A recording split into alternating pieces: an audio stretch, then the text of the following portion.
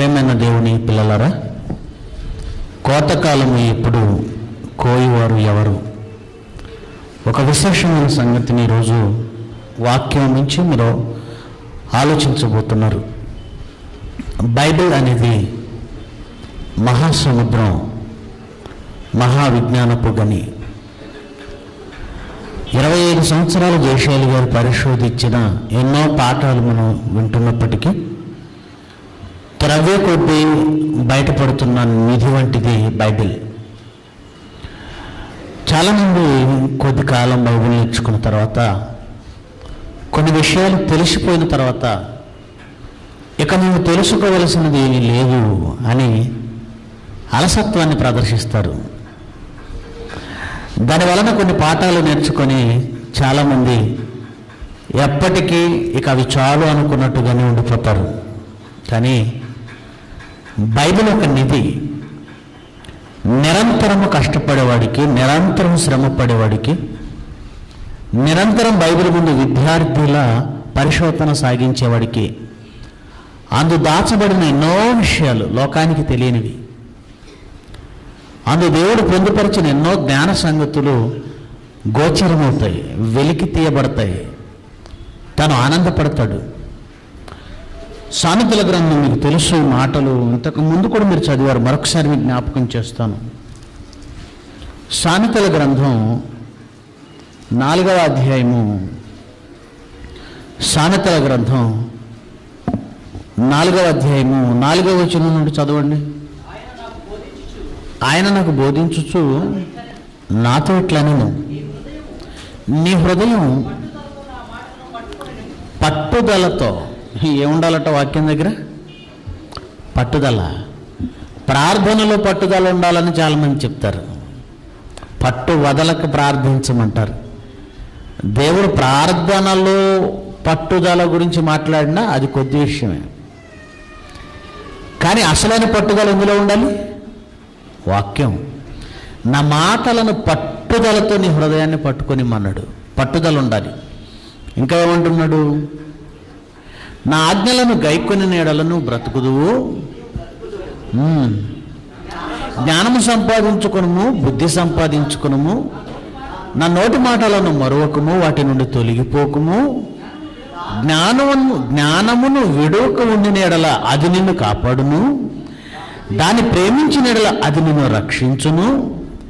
జ్ఞానము సంపాదించుకొనుటయే జ్ఞానమునకు ముఖ్యాంశము.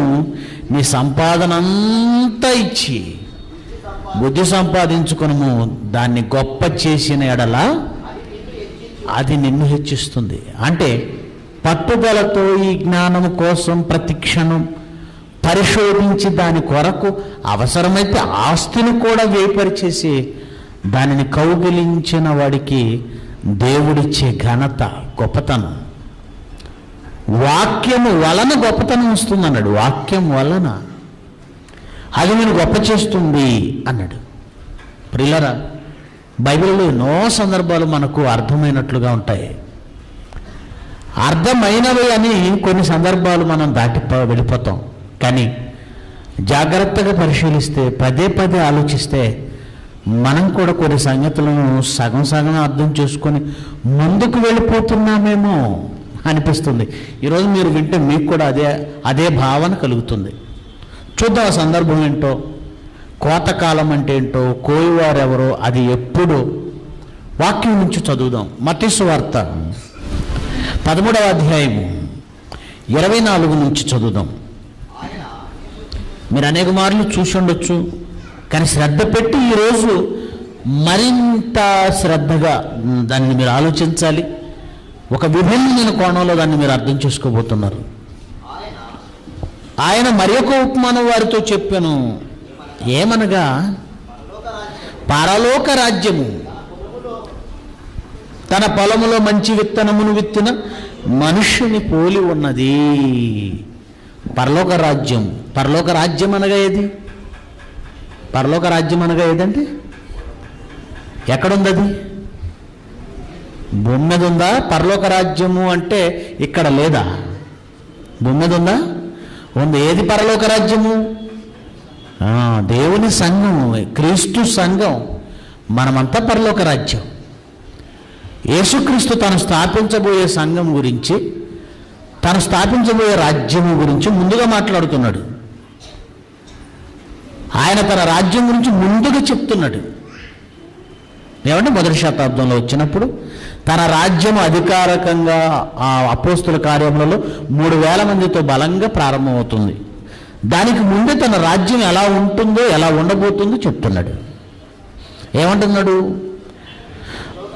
ఆ పరలోక రాజ్యము తన పొలంలో మంచి విత్తనాలు విత్తిన ఒక మనుష్యుని పోలి ఉంది. పరలోక రాజ్యాన్ని ఒక మనుష్యుడట మంచి విత్తనాలు విత్తాడట పొలంలో, దాంతో పోలుస్తున్నాడు. అప్పుడు ఏం జరిగిందో చదవండి. మనుషులు నిద్రించుచుండగా తన శత్రువు వచ్చి గోధుమల మధ్య గురుగులు విత్తిపోయెను. గోధుమల మధ్య గురుగులు విత్తాడు. మొలకలు పెరిగి గింజ పట్టినప్పుడు గురుగులు కూడా అగుపడెను. అప్పుడు ఇంటి యజమానుని దాసులు అతని వద్దకు వచ్చి, అయ్యా, నీవు నీ పొలంలో మంచి విత్తనాలు విత్తితివి కదా, అందులో గురుగులు ఎక్కడి నుండి వచ్చినవి అని ఆయన అడిగిరి. ఇది శత్రువు చేసిన పని అని అతడు వారితో చెప్పగా, ఆ దాసులు, మేము వెళ్ళి వాటిని పెరికి కూర్చుట నీకు ఇష్టమా అని అతన్ని అడిగిరి. అందుకు అతడు, వద్దు, గురుగులను పెరుగుచుండగా వాటితో కూడా ఒకవేళ గోధుమలను పెళ్ళగింతురు, కోతకాలం వరకు రెండింటిని కలిసి ఎదగనీయుడి.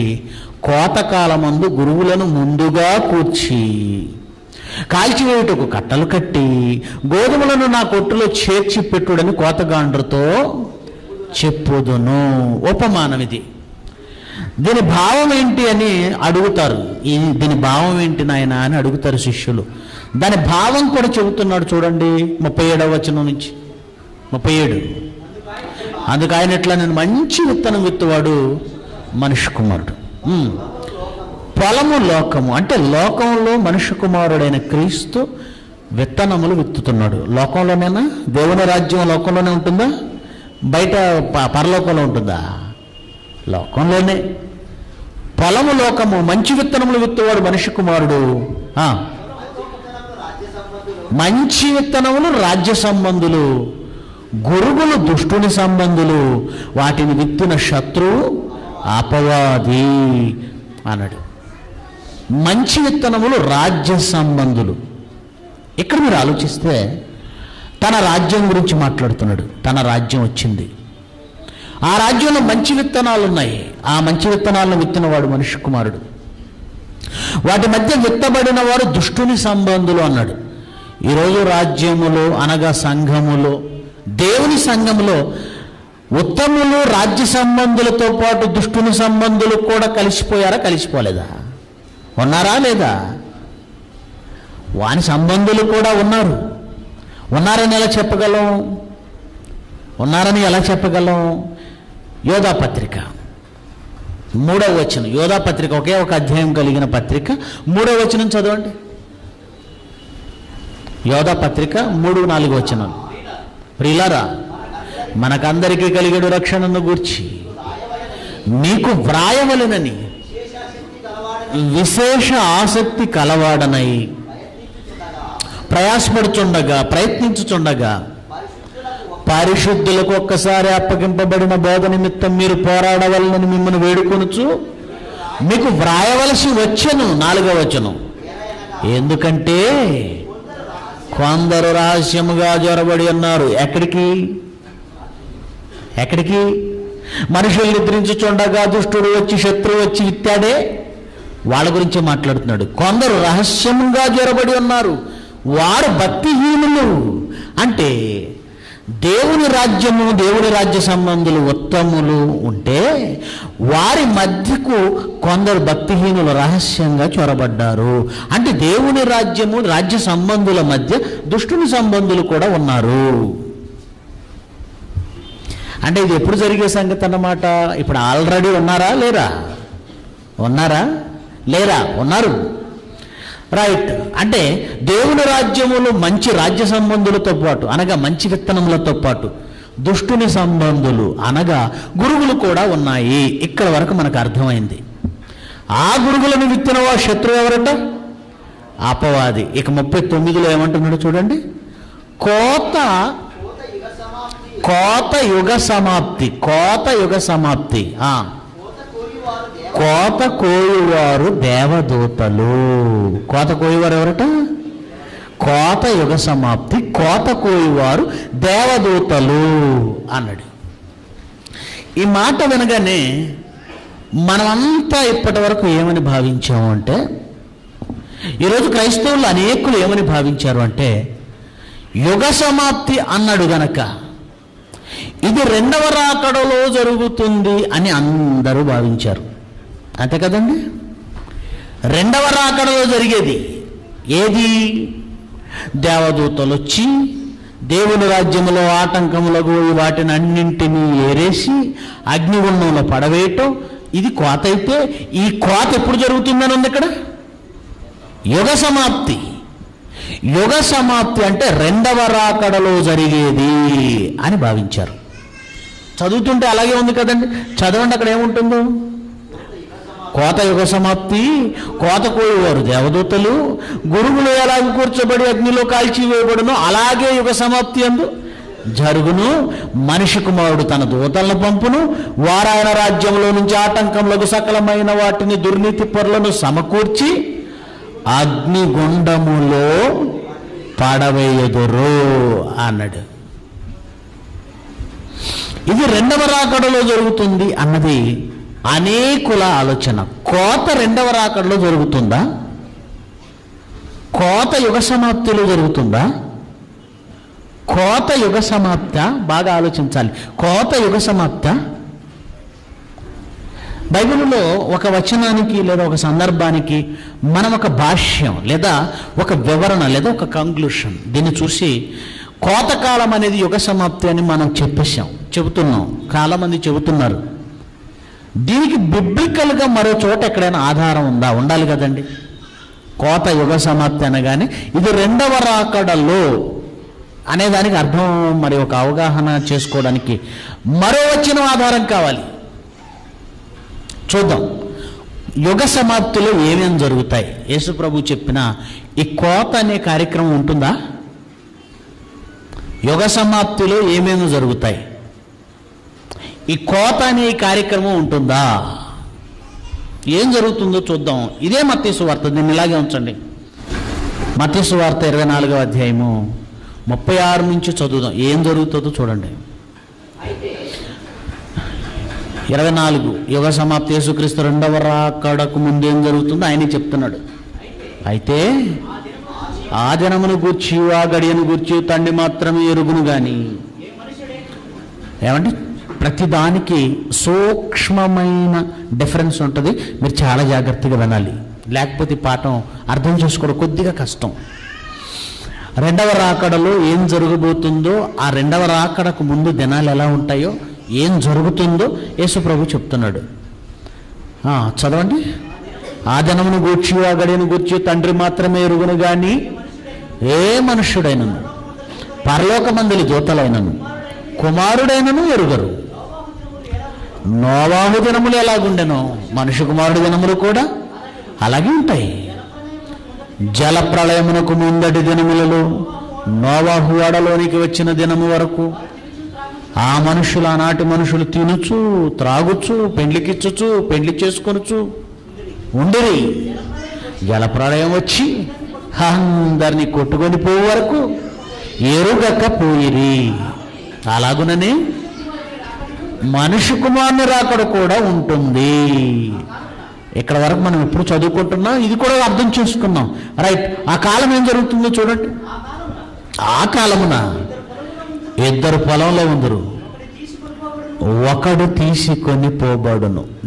నేను ప్రశ్న వేయాలి ఇక్కడ మిమ్మల్ని. ఆ కాలమున ఒకడు తీసుకొని పోబడును, ఒకడు విడిచిపెట్టబడును. తీసుకొని పోబడిన వాడెవరు? నీతిమంతుడా అనీతిమంతుడా? నీతిమంతుడా అనీతిమంతుడా? ఎవరు తీసుకొని పోబడతాడు? డౌట్ వచ్చింది కదా. అయితే మీ డౌట్ని ముందు క్లారిఫై చేసుకుని ముందుకెళ్ళాలి. కన్ఫ్యూజ్ అవుతున్నారేమో అనుకుంటున్నా వస్తున్నాను. తెస్సలోనికలో చూద్దాం, ఇంకా బాగుంటుంది. మొదటి తెస్సలోనిక 4:16 4:16 ఆర్భాటంతో ప్రధాన దూత శబ్దంతో దేవుని బోరతో పరలోకం నుండి ప్రభువు దిగివచ్చుట. ప్రభు దిగివచ్చును.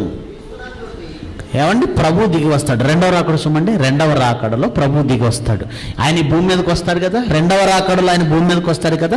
అలా ఆయన దిగి వచ్చినప్పుడు క్రీస్తునందుండి మృతులైన వారు మొదట లేతురు, ఆ మీదట సజీవులమై నిలిచి ఉండే మనము వారితో కూడా ప్రభువుని ఎదుర్కొనుటకు ఆకాశ మండలమునకు మేఘముల మీద కొనిపోబడము. తీసుకొని పోబడుతున్నది ఎవరు?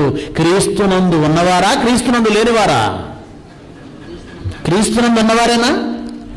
రైట్. తీసుకొని పోబడుతున్నది ఎవరు? యేసుక్రీస్తు వచ్చినప్పుడు ఆయనతో పాటు తీసుకొని పోబడుతున్నది ఎవరు? క్రీస్తునందు ఉన్నవారు.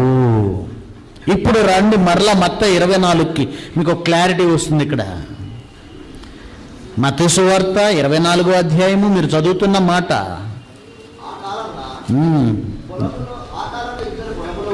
40వ వచనం, ఆ కాలం ఇద్దరు పొలంలో ఉందరు, ఒకడు తీసుకొని పోబడును, ఒకడు విడిచిపెట్టబడును. అంటే తీసుకొని పోబడిన వాడు నీతిమంతుడు. రైట్.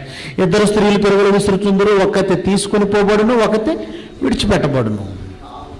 అంటే యేసుక్రీస్తు రెండవ రాకడలో యుగ సమాప్తిలో ఏం జరుగుతుందంటే నీతిమంతులైన వారిని తీసుకొని వెళ్ళిపోతున్నారు. మరి మిగిలిన వాళ్ళని, క్రీస్తు కోసం బ్రతికిన వాళ్ళని తీసుకెళ్తున్నారు, మిగిలిన వాళ్ళు విడిచిపెడుతున్నారు. విడిచిపెట్టిన తర్వాత ఏం జరుగుతుందో మీకు తెలుసు. నీతిమంతులైన వారిని తీసుకొని వెళ్ళి పరలోకం యేసుక్రీస్తు తీసుకువెళ్ళిపోయిన తర్వాత ఈ విశ్వం అంతా వినాశనం అవుతుంది. ఓకేనా? దీని విషయం మీకు క్లారిటీ ఉంది కదా. మొదట నీతిమంతులు పరలోకానికి తీసుకువెళ్ళబడతారు, ఆ తర్వాత విడవబడిన అనీతిమంతులు ఈ విశ్వంతో పాటు కాలిపోయి వారు శాశ్వతమైన అగ్నిలోనికి వెళ్ళిపోతారు. యుగాంతములో ఏం జరుగుతుందంటే మొదట నీతిమంతులు తీసుకెళ్ళబడుతున్నారు. అంటే యేసుక్రీస్తు వచ్చి మొదట ఎవరిని పోగు చేస్తున్నాడు? యేసుక్రీస్తు దేవదూతలు వచ్చి ముందు ఎవరిని పోగు చేసుకుని వెళ్తున్నారు? ముందు నీతిమంతుల్లా నీతిమంతులని. అంటే యుగ సమాప్తి అని రెండవ రాకడ గురించి మనం మాట్లాడుతున్నామే. రెండవ రాకడలో అయితే నీతిమంతులు సమకూర్చబడి తీసుకెళ్ళిపోతున్నారు, ఆ నీతిమంతులు విడవబడి కాలిపోతున్నారు. కానీ మనం చదువుకున్నటువంటి ఈ కోతకాలముకు సంబంధించిన ఈ వచనాలలో అయితే, ఈ సందర్భంలో అయితే ముందు ఎవరు సమకూర్చబడుతున్నారు చూడండి ఒకసారి. 30వ వచనం, మత్తయి సువార్త 13:30. మత్తయి సువార్త 13:30. మీరు వేగంగా ఉండాలి, చాలా జాగ్రత్తగా వినాలి. కోతకాలం వరకు రెండింటిని కలిసి ఎదుగునేడి కోతకాలమందు గురుగులను ముందుగా కూర్చి. ఇక్కడ నేను మాట్లాడుతున్న కోతకాలంలో అనట ముందుగా దేటిని కూరుస్తారట? గురుగులను ముందుగా కూర్చి కాల్చడానికి తీసేస్తారట. యేసుక్రీస్తు రెండవ రాకడలో ఏం జరుగుతుంది? నీతిమంతులను సమకూరుస్తున్నారు. కోతకాలంలో ఏం జరుగుతుంది? గురుగుల్ని లాగేసుకుంటున్నారు ముందు. అంటే ఈ రెండు ఒక సందర్భమేనా? రెండవ రాకడలో అయితే నీతిమంతులు సమకూర్చబడుతున్నారు ముందుగా, కోతకాలంలో అయితే గురుగులను సమకూర్చుతున్నారు. ఇక్కడ మీకు చిన్న తేడా కనబడుతుంది. ఈ రెండు సందర్భాలు ఒకటి కావు, ఇది వేరే అది వేరే. కోతకాలంలో అయితే గురుగులు సమకూర్చబడుతున్నాయి, ముందు కట్టలు కట్టబడుతున్నాయి.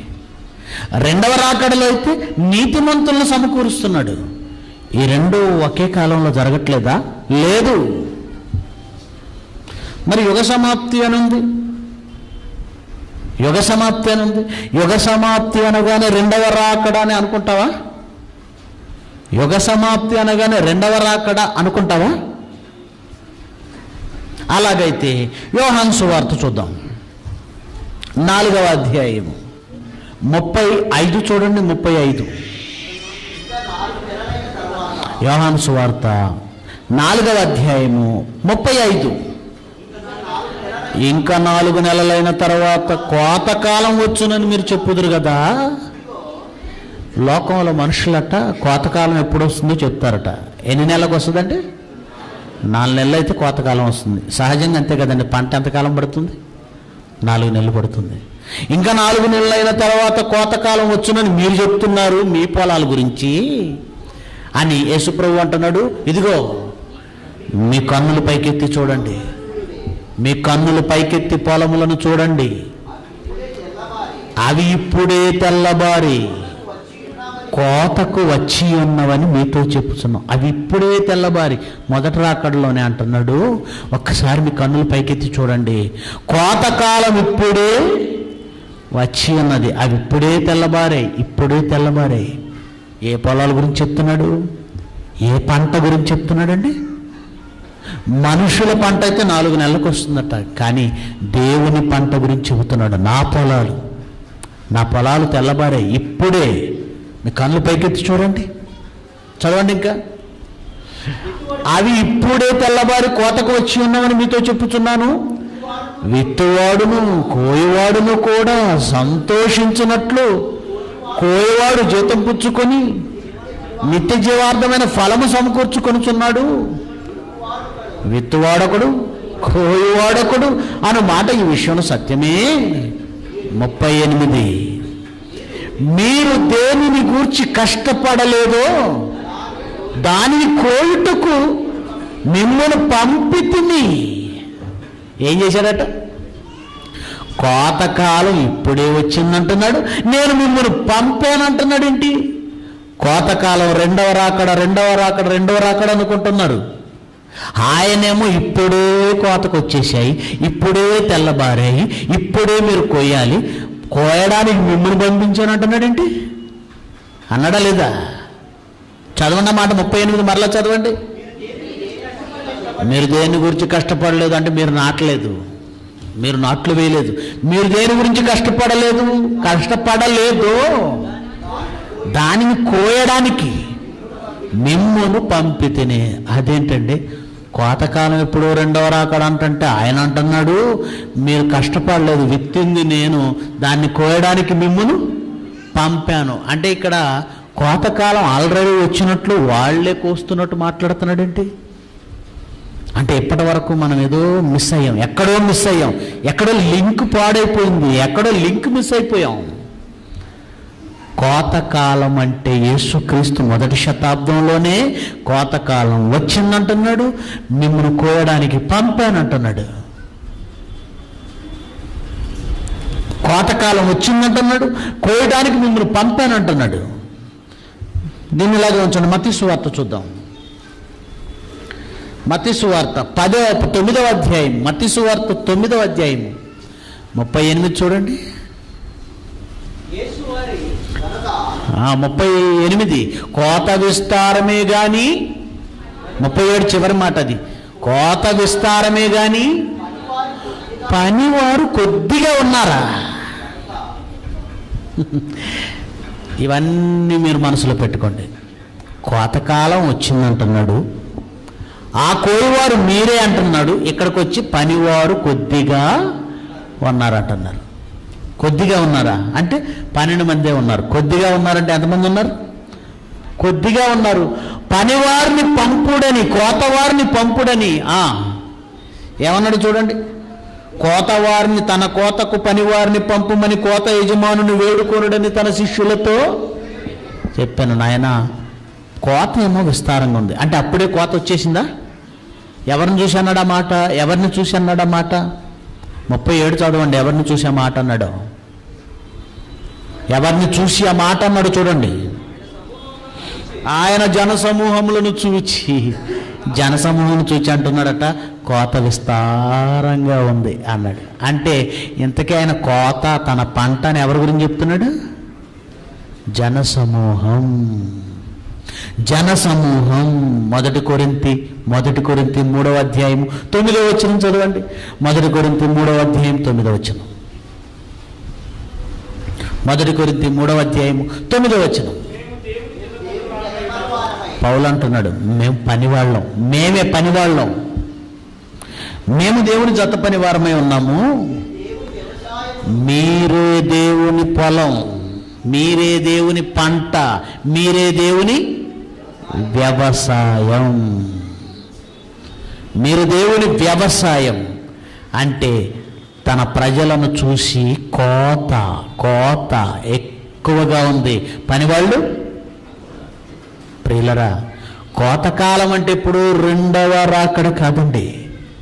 యేసుక్రీస్తు మొదటి రాకడ నుంచి ఆయన తన శిష్యులను కోతకు పంపిస్తున్నాడు. కోయవారు మీరే అంటున్నాడు. మరి యుగ సమాప్తం అని ఉందేంటి? యుగ సమాప్తం అని ఉందేంటి? యుగ సమాప్తం అని ఉన్నమాట రైటే. యుగ సమాప్తము అనగానే రెండవ రాకడని ఎందుకు అనుకోవాలి? యుగము అంటే ఎన్ని సంవత్సరాలండి? 1000 సంవత్సరాలని యుగం అంటారు. యేసుక్రీస్తు భూమి మీదకి వచ్చి ఎన్ని వేల సంవత్సరాలు గడిచింది? ఇప్పటికీ 2000 సంవత్సరాలు. అంటే ఎన్ని యుగాలు అయిపోయినాయి? 2 యుగాలు. ఏమండి 1000 సంవత్సరాలు అయిపోగానే ఏమంటారు? దాన్ని యుగ సమాప్తి అంటారా? అనరా. 2000 సంవత్సరాలు అయిపోగానే రెండవ యుగం అయిపోయిందా? అవలేదా? ఇకపోతే ఆదాం పుట్టినప్పుడు మొదలుకొని యేసుక్రీస్తు వచ్చేంత వరకు ఎన్ని యుగాలు అయిపోయి ఉంటాయి?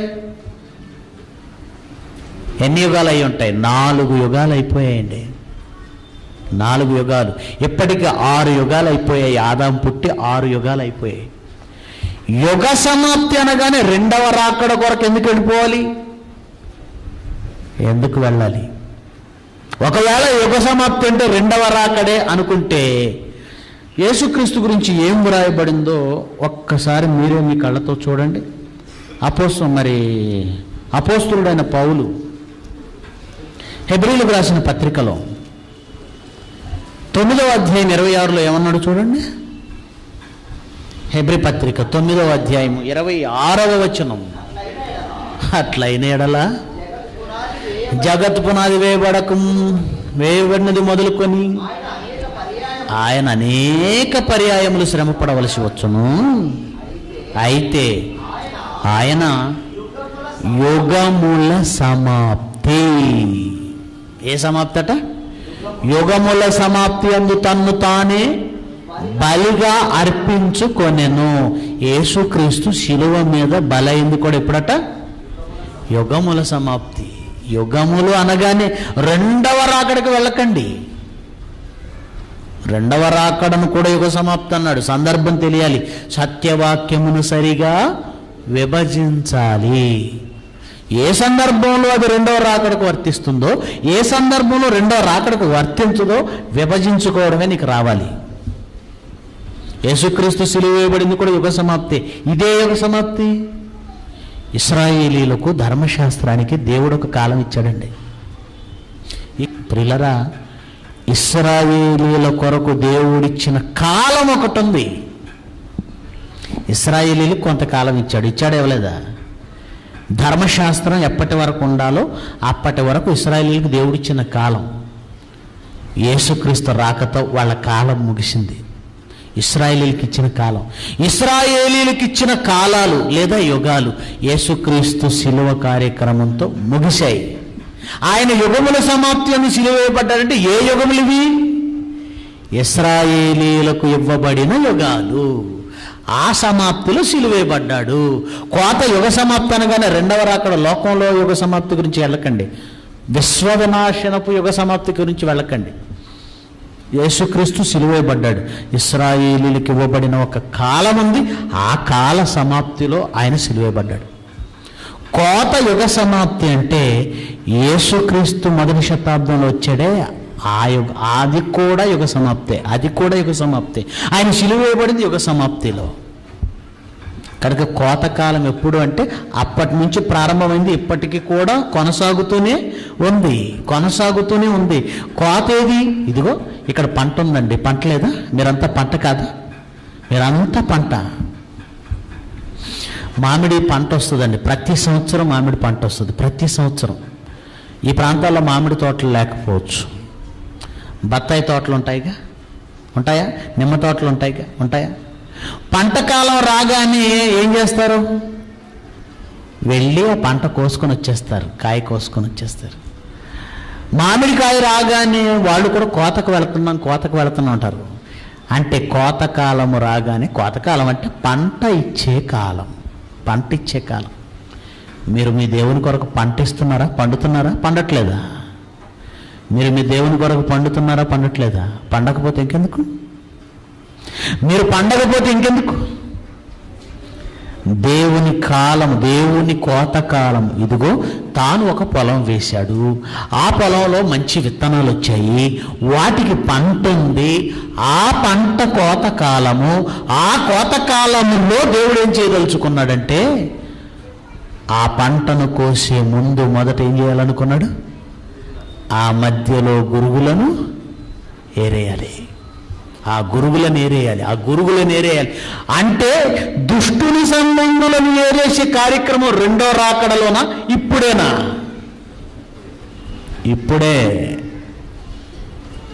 ఇప్పుడు కోత జరుగుతుంది.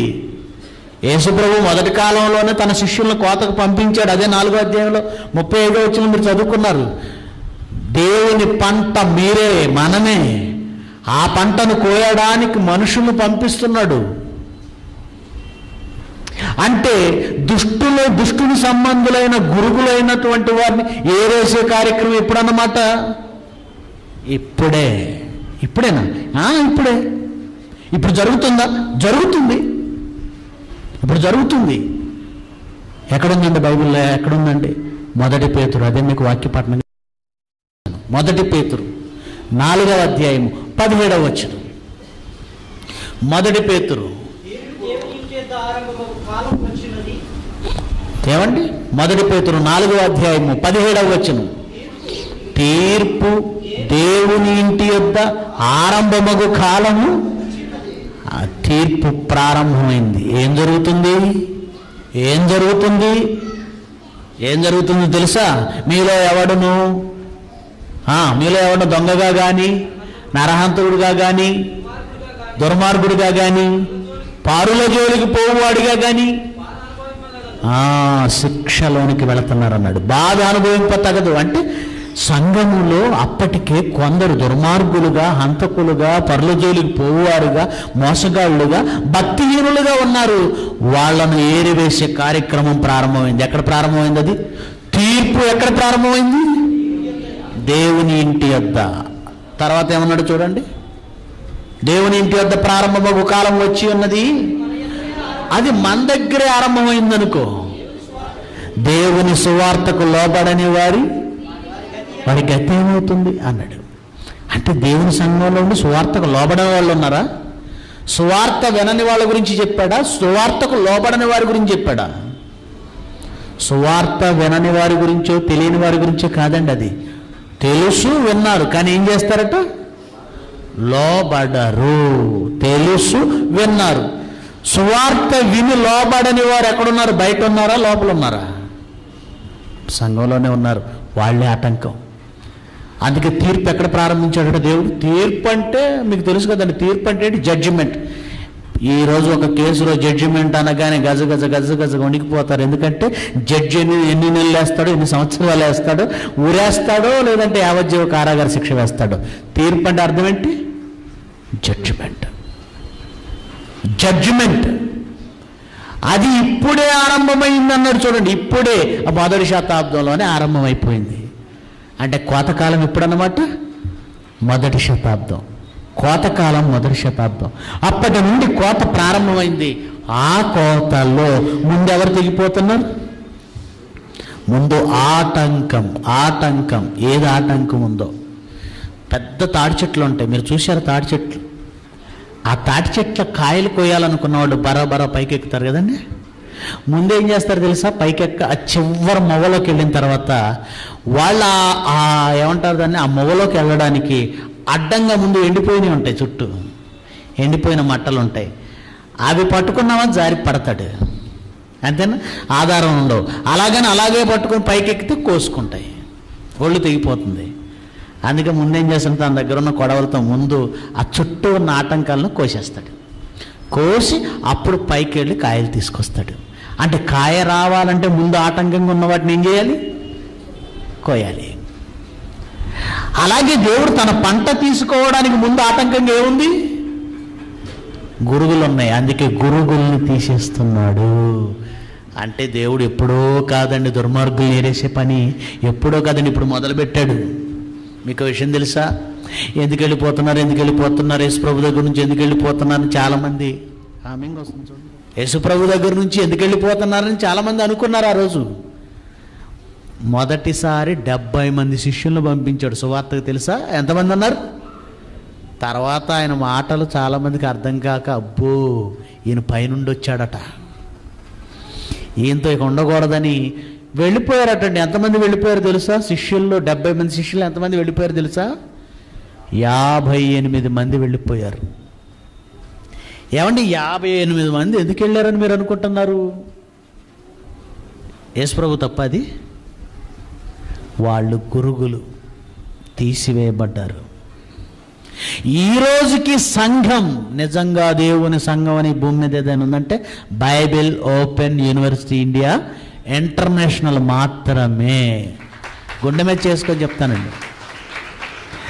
ఎందుకు వెళ్ళిపోతున్నారు ఇందులో నుంచి అంటే గురుగులు ఏరేశాడు, బయట తీసేశాడు. నాలో ఫలింపని ప్రతి తీగను తీసివేయబడి బయట పారవేయబడుతుంది. గురుగుల్ని ముందు తీసేస్తే పంట బాగా వస్తుంది. గురుగుల్ని తీసేస్తే ఏమంటే ముందు పెద్ద చెట్టు నాటుకుపోయింది, అది పండదు, ఇంకెవరిని ఎదగనివ్వదు. మీకు అర్థమైపోయింది విషయం ఇక్కడ? అంతే కదండి. ఒక చెట్టు పెద్ద కొమ్మలు వేసేసాయి, దానికి కాయలు లేవు. ఆ కొమ్మలు ఆకులు దాని కింద ఒక చిన్న మొక్క మొలిసిద్దా? ఇది కాయలు ఇవ్వదు, ఇంకో మొక్కని బ్రతకనివ్వదు. అదే యేసుప్రభు చెప్పాడు, దీని వలన ఈ నేల సారము వ్యర్థమైపోవాలి, దీన్ని తీసేయండి. అంటే ఇది మరొకరు ఎదగడానికి ఆటంకమా కాదా? దీన్ని తీసేస్తే అప్పుడు పంటనిచ్చే మరో మొక్క పెట్టచ్చు.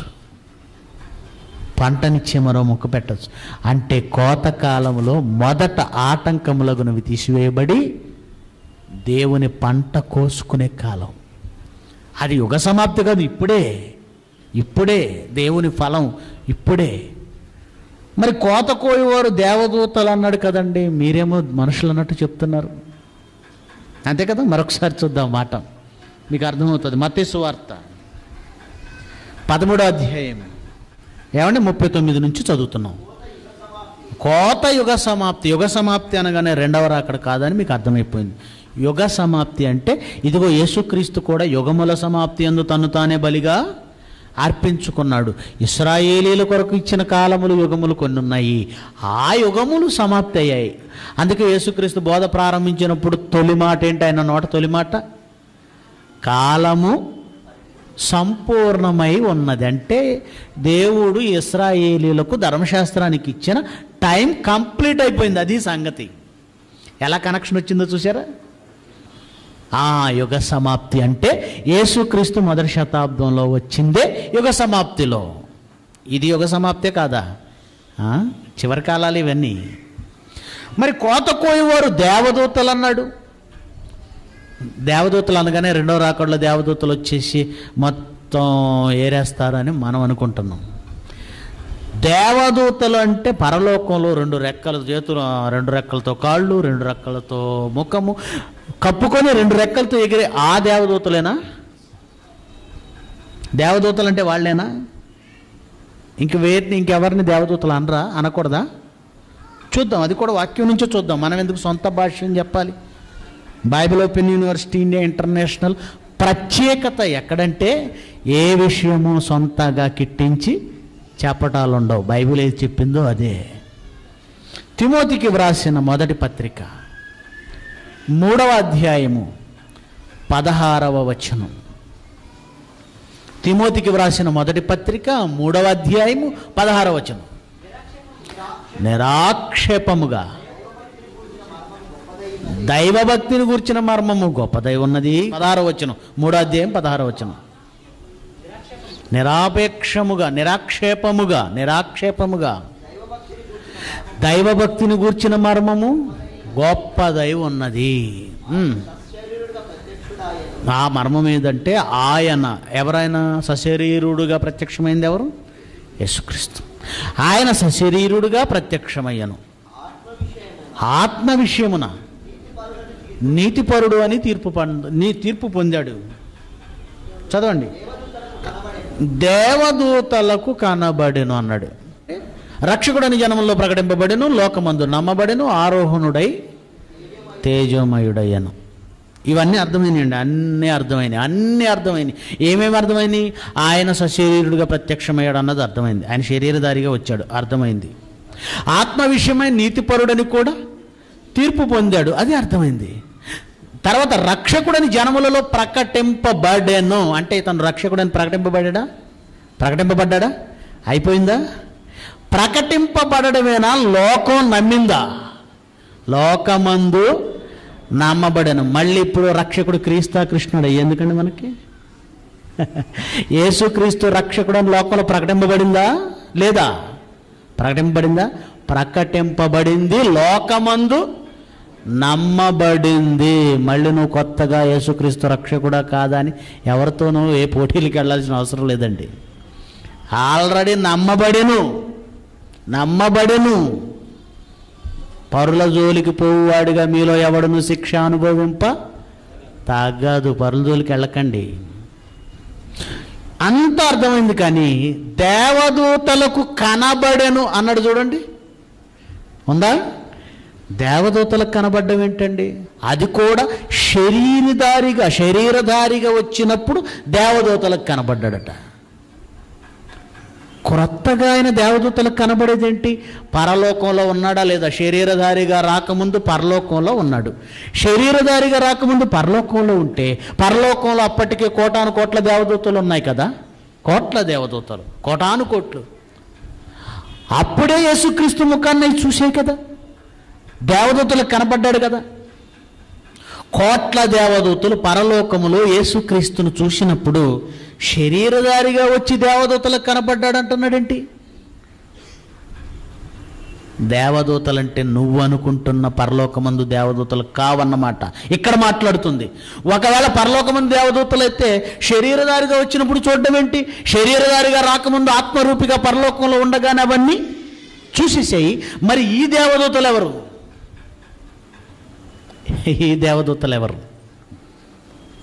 మలాకీ గ్రంథం 2వ అధ్యాయము 7వ వచనం.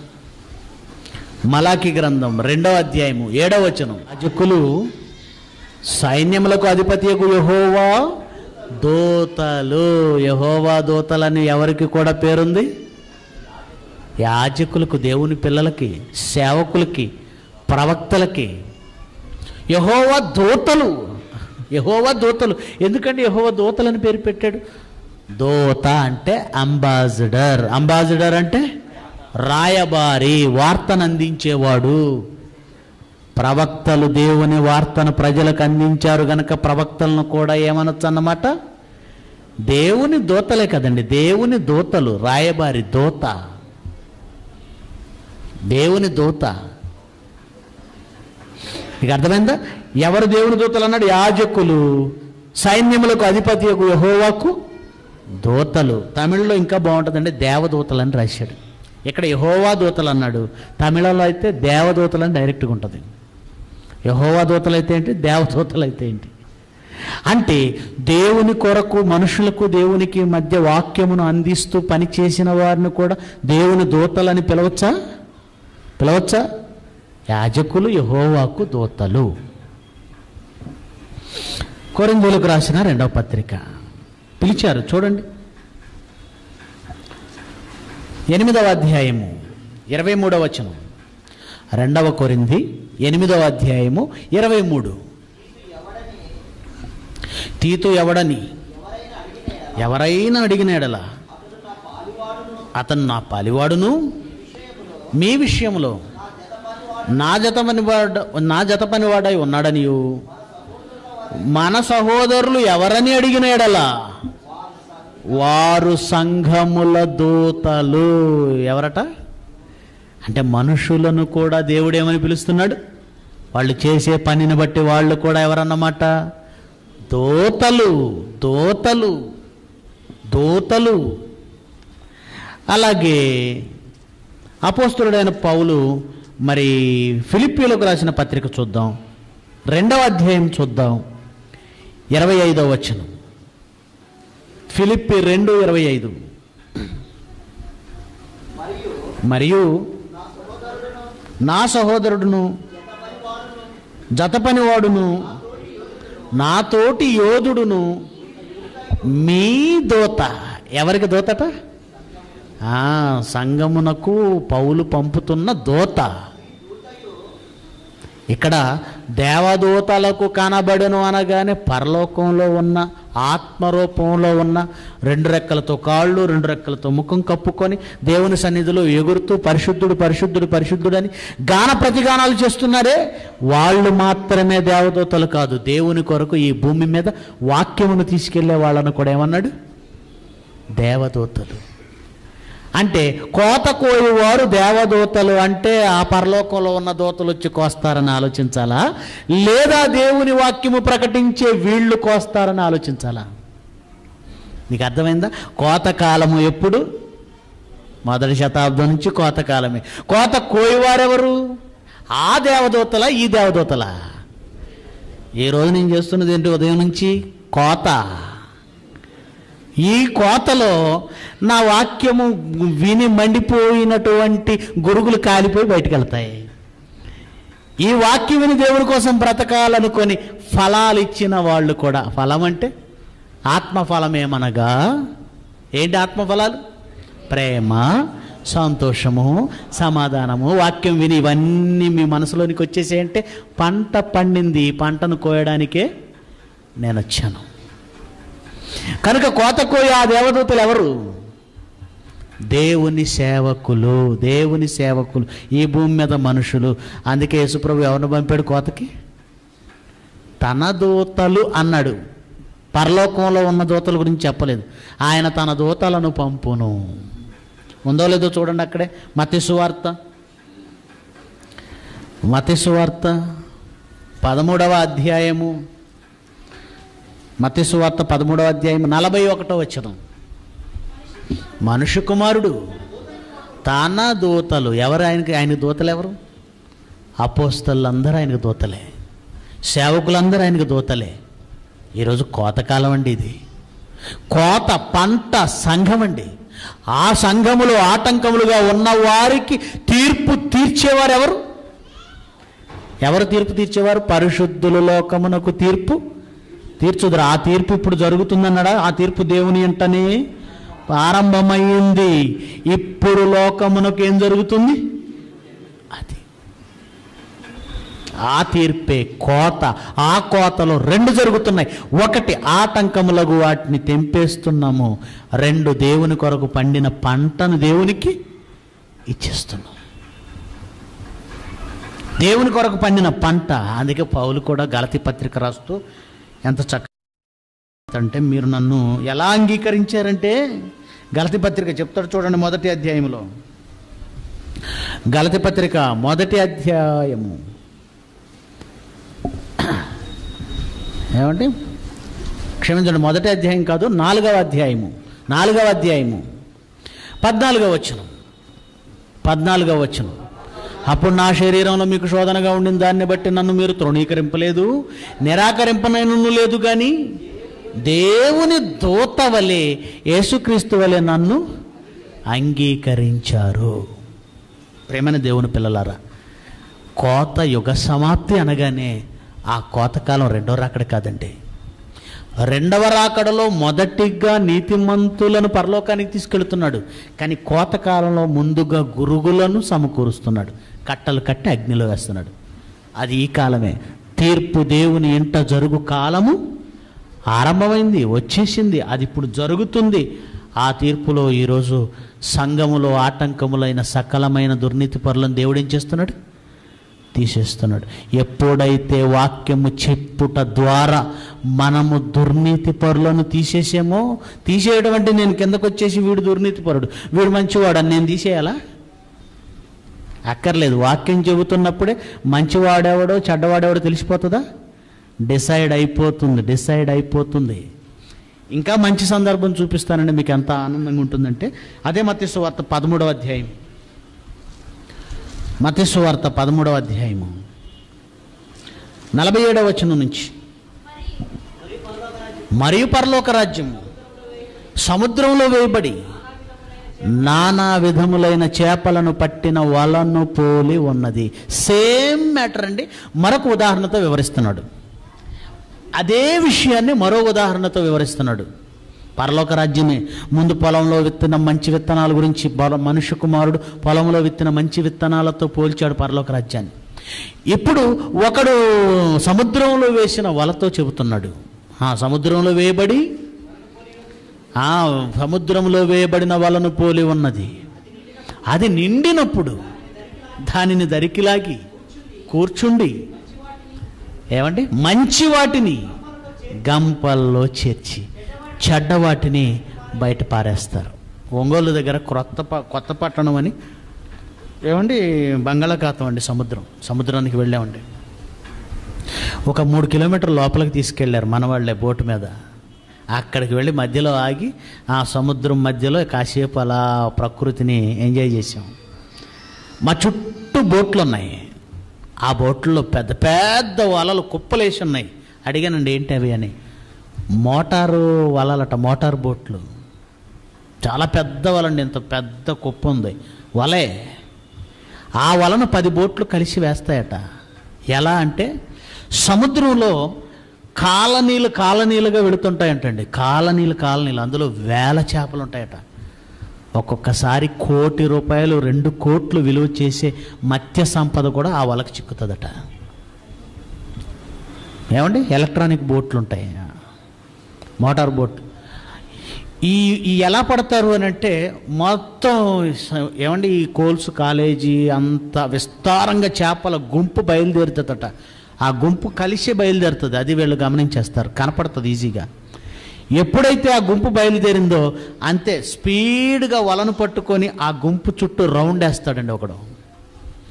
ఎప్పుడైతే ఇలా రౌండ్ వేసాడో ఈ వల ఏం చేస్తుందంటే ఇలా మూసుకెళ్ళిపోయి ఇలా లాక్ అయిపోతుంది. అప్పుడు 10 బోట్లు కలిసి లాక్కొస్తాయట. 1,00,000, 2 లక్షలు, చివరికి 1 కోటి వరకు మత్స్య సంపద. అలా పడినటువంటి చేపల్లో అన్నీ మంచివి ఉంటాయి అనుకుంటున్నారా?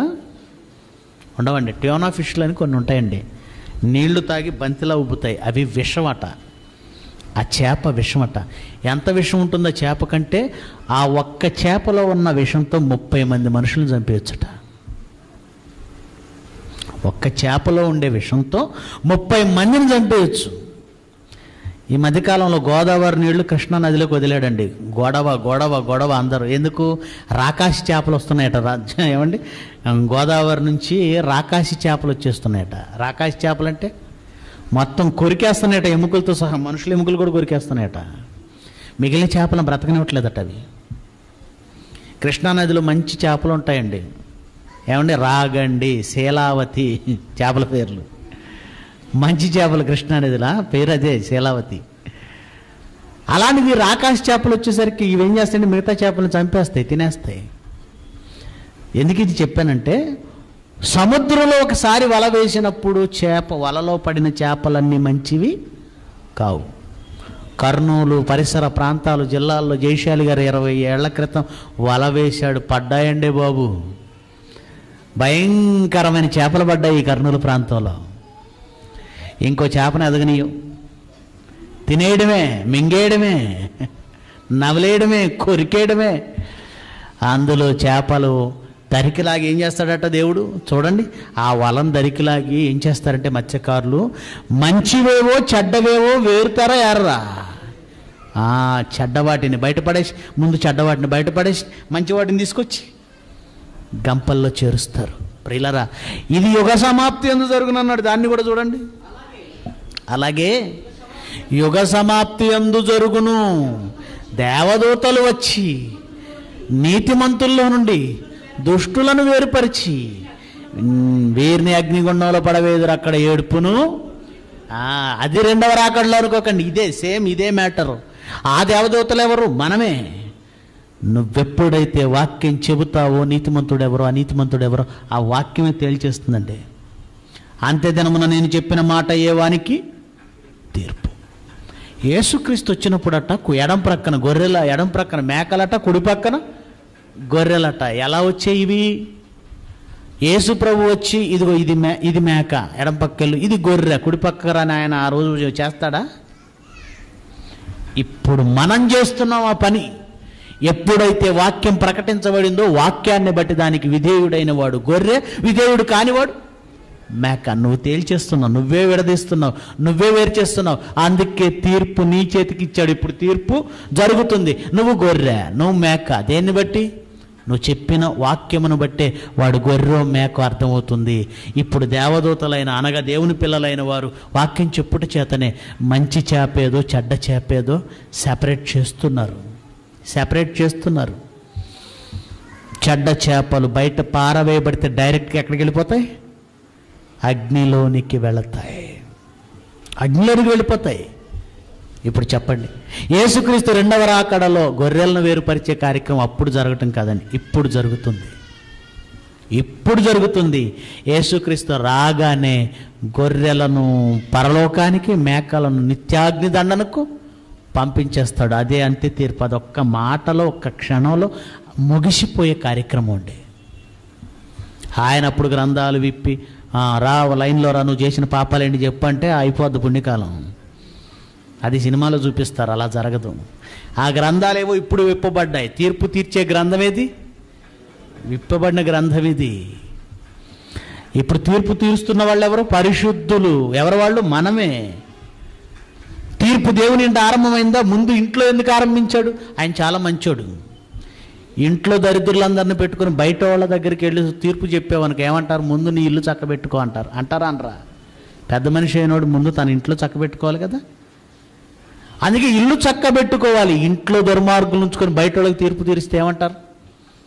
దేవుడు యథార్థవంతుడు అండి. అందుకే మొదట మన ఇంట్లో ఎవడున్నాడో చూడండి దుర్మార్గుడు అన్నాడు. ఎందుకు లేరు బాబు? కర్నూలులో చాలామంది ఉన్నారు. అయితే లేపేసేయి వాళ్ళని, ముందు వాళ్ళని లేపేసేయి.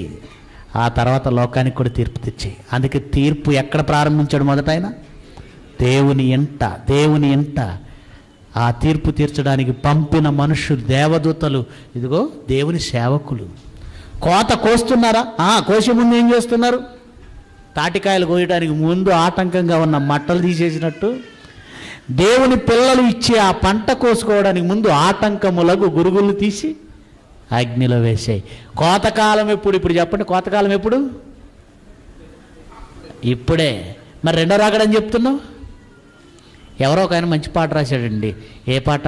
ఇది కోతకు సమయం, ఇదే అన్నాడు. వండర్ఫుల్. అంటే అతనికి సబ్జెక్ట్ అర్థమైందా? అర్థమైంది. ఇది కోతకు సమయం, పనివారి తరుణం, ప్రార్థన చేయదమని అక్కడ మళ్ళీ పప్పులో కాలేసాడు. అంటే ప్రార్థన చేసి ఆగిపోయాడు. తర్వాత మనం కోతకు బయలుదేరాలని రాశాడా? ప్రార్థన చేద్దాం. దేనికి? ఎక్కువ మందిని పంపమని ప్రార్థన చేయి. తర్వాత నువ్వు కూడా వెళ్ళిపోయి ఏం చేయాలి? పొలానికి వెళ్ళి ప్రభువా 1 ఎకరం 2 ఎకరాలు ఉంది, ఇంకెవరన్నా పనోళ్ళు వస్తే బాగుండని ప్రార్థన చేసి ఇంటికి వచ్చామనుకో ఏమంటారు? కనుక కోతకి ఇదే సమయం, పనివారి తరుణం. యేసుక్రీస్తు మొదటి రాకడలోనే తనకున్న 12 మందిని పంపాడు. కానీ లోకాన్ని చూస్తే విస్తారంగా ఉంది. ఈ 12 మంది సరిపోతారా? అందుకే ఇంకా కోత వాళ్ళు కావాలి.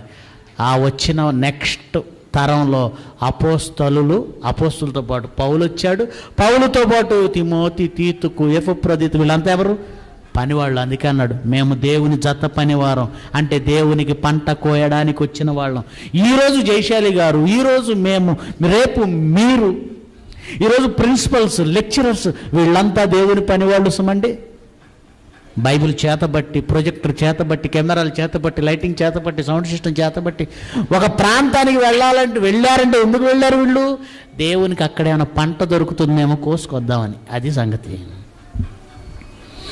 నంద్యాలలో ఏర్పాటు చేశారు. కోత ప్రారంభమైంది, 10 ఫలాలు దొరికాయి. ఈరోజు ప్రిన్సిపల్స్ మీటింగ్ జరిగిందండి. మీ కాలేజీలో ఎంతమంది? 50 మంది. అంటే దేవుడికి అక్కడ దొరికిన కాయలన్నీ 50. మీ కాలేజీలో ఎంతమంది? 30. అంటే దేవుడికి అక్కడ దొరికిన పంట ఎంత? 30 మంది. అంటే పనివాడు ఏం చేస్తున్నాడు? వెళ్ళి పంట కోసుకొస్తున్నాడు. పంట కోస్తున్నాడు. ఆ పంట కోసే పనివాడు సేవకుడు, అతనే దేవదూత. ఇది కోతకాలం. ఈ కాలంలో దేవుని కొరకు నువ్వు చాలా జాగ్రత్తగా బ్రతకాలి. లేకపోతే ఫలించని తీగవలే అందులో నుంచి సంఘంలో నుంచి, క్రీస్తులో నుంచి వేరు చేయబడితే, బయట పారవేయబడితే నెక్స్ట్ జరిగేదేంటి? కాలిపోవడమే. పనిలో ఉన్నావా? తీసివేయబడ్డానికి సిద్ధంగా ఉన్నావా? ఆయనకి ఎక్కువ ఓపిక లేస్తామండి. ఎన్నేళ్ళు ఎదురు చూస్తాడట? 3 ఏళ్లే, ముచ్చటగా 3 ఏళ్ళు. 3వ సంవత్సరం అబ్బాయి ఈ ప్లేస్లో ఇంకొక కొత్త కుర్రాన్ని ఏర్పాటు చేస్తే భలే పంటిస్తాడు నాకని దేవుడు అనుకున్నాడంటే నువ్వు కనపడవు. చెట్టు పంట పండలేదట, నరికేయి అంతే, నరికేయి. వద్దు ప్రియమైన వారలారా, దేవుని సంఘంలో వచ్చాం కనుక నిర్భయంగా ఉండొచ్చు. ఇక సంఘంలోకి వచ్చామంటే పరలోకమే అనుకోకండి. సంఘంలోకి వచ్చిన వారిని కూడా ఆటంకములకు వాటిని ఏం చేస్తున్నాడు? నువ్వు ఆటంకంగా ఉన్నావా? పంట పండే ఒక మొక్క, చెట్టుగా ఉన్నావా? ఆలోచించుకో. ఇది కోతకాలం. ఆల్రెడీ ఆ కోత ఆరంభమైంది. జాన్సన్ విక్టర్ గారు పాటలు అంటారు చూసారా, కోత మొదలైంది అని. ఈ సబ్జెక్ట్ అంతా తెలిసే. కోత మొదలైంది. ఇది కోతకాలం. ఆ కోత ఇద్దరికి పడుతుంది. ఒకటి పంట కోయడానికైతే, మరొకటి ఉన్నవారిని లేపేయడానికి. సంఘములో ఆటంకములకు వాటిని దేవుడు ఉంచడాన్ని తీసేస్తాడు. అదే చెప్పాడు, రాజ్యములో ఆటంకములకు వాటిని తీసేయి. చివరిగా మాట చూపించి ముగించేస్తానండి. 15 కీర్తనల గ్రంథం 15వ అధ్యాయము 1వ వచనం నుంచి నేనే చదువుతాను, చూడండి. కీర్తనల గ్రంథం 15వ అధ్యాయము 1వ వచనం నుంచి. యెహోవా నీ గుడారములో, గుడారం అనగానే సంఘం సుమండి, ఆయన ఇల్లు. యెహోవా నీ గుడారం అంటే ఆయన ఇల్లు. ఆయన ఇల్లేది? సంఘము దేవుని ఇల్లు. మీరు దేవుని వ్యవసాయము, దేవుని గృహం, ఇల్లునే గుడారం అన్నాడు అంతే. యెహోవా నీ గుడారములో అతిథిగా ఉండదగిన వాడెవడు? నీ పరిశుద్ధ పర్వతం అనగా సంఘములో నివసింప తగినవాడు ఎవడు? యథార్థమైన ప్రవర్తన కలిగి నీతిని అనుసరించుచు.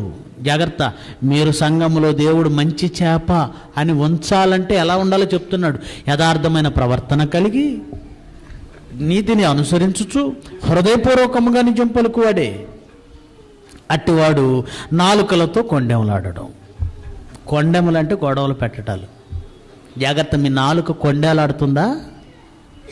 కొంతమందికి అంటే జరిగిపోయిన సంగతిని మాటికి ఎత్తటం అలవాటు. జరిగిన సంగతిని మాటికి ఎత్తువాడు ఏం చేస్తాడన్నాడు? మిత్రభేదం. కొండెములాడకూడదు. తన చెలికానికి కీడు చేయకూడదు. తన పొరుగువాని మీద నిందమాపకూడదు. అతని దృష్టికి నీచ కార్యాలంటే దేవుడికి నచ్చని కార్యాలు చేసేవాడు అసహ్యుడు. యథార్థవంతుడు నీచ కార్యాలను అసహించుకోవాలి. నీచ కార్యాలు చేసేవాడిని అసహించుకోవాలి. అతడు యెహోవా యందు భయభక్తులు గలవారిని ఏం చేయాలి? సన్మానించాలి, అవమానించకూడదు.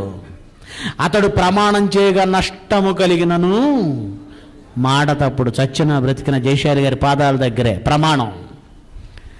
అక్కడ జీతం తీసే కానీ నేను ఉండను, నష్టం వచ్చేసిందని వెళ్ళిపోవడమే, ఫినిష్. అతడు ప్రమాణం చేయగా నష్టం కలిగినను, మాట తప్పడు. మన క్యారెక్టర్ ఎలా ఉండాలో చూడండి. తన ద్రవ్యమును వడ్డీకీయుడు, నిరపరాధిని చెరుపుడకై లంచం పుచ్చుకొనడు.